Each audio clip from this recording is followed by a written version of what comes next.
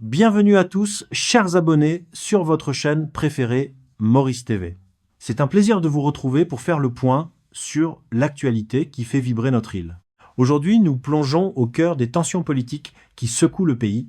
Le titre de notre reportage, Situation politique, Ramgoolam conserve les finances, Bérengère garde le suspense. Nous allons décrypter pour vous les dessous de la rencontre entre Navin Ramgoolam et Paul Bérengère au PMO. Pourquoi le Premier ministre tient-il tant à garder les clés du coffre? Pourquoi le MMM s'inquiète-t-il pour l'avenir économique de l'île? Et surtout, qu'est-ce que cela change concrètement pour votre quotidien et votre pouvoir d'achat? On vous explique tout en détail avec des exemples précis. Mais avant de commencer, si vous aimez notre travail de décryptage, n'hésitez pas à nous donner un petit pouce bleu. C'est le meilleur moyen d'encourager notre équipe. Et si ce n'est pas encore fait, abonnez-vous et activez la cloche pour rester scotché à toutes les mises à jour et ne rien rater de l'actualité de notre belle île Maurice. Si vous êtes prêts, on commence tout de suite. Maurice, alors que les flamboyants commencent à fleurir sur les routes côtières, l'atmosphère politique mauricienne, elle, est loin d'être à la fête. Le pays traverse une zone de turbulence institutionnelle qui pourrait bien redéfinir son avenir économique. Au cœur de cette tempête, un bras de fer feutré mais tenace entre les deux poids lourds de la scène politique locale, Navin Ramgoolam et Paul Bérengère. Le cumul des mandats. Une stratégie qui divise.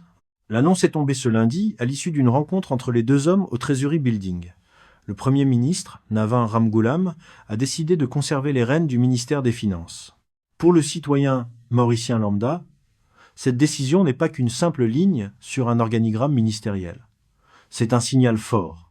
En gardant le contrôle du Trésor public, le Premier ministre centralise le pouvoir de décision sur les investissements nationaux, le budget de l'État et les mesures sociales.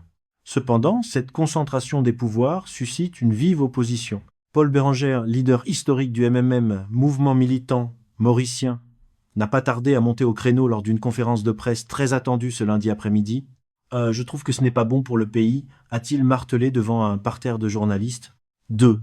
Pourquoi le pays réclame un « full-fledged minister » L'expression de Bérengère, demandant un ministre des Finances à part entière, full-fledged, résonne particulièrement dans le contexte économique actuel. Pourquoi est-ce crucial pour la vie des Mauriciens? L'inflation au quotidien, dans les allées du marché central de Port-Louis, les ménages s'inquiètent de la hausse du prix des denrées de base.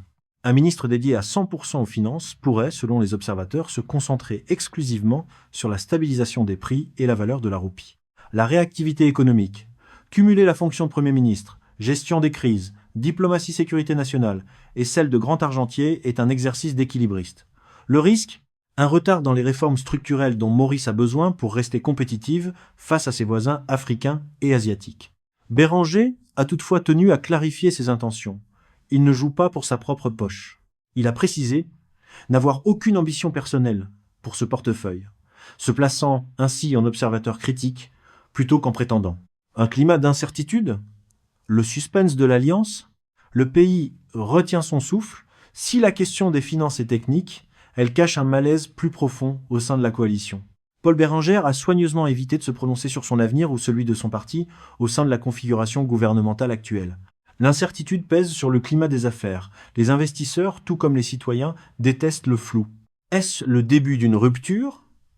Ou s'agit-il d'une simple pression tactique pour obtenir d'autres concessions?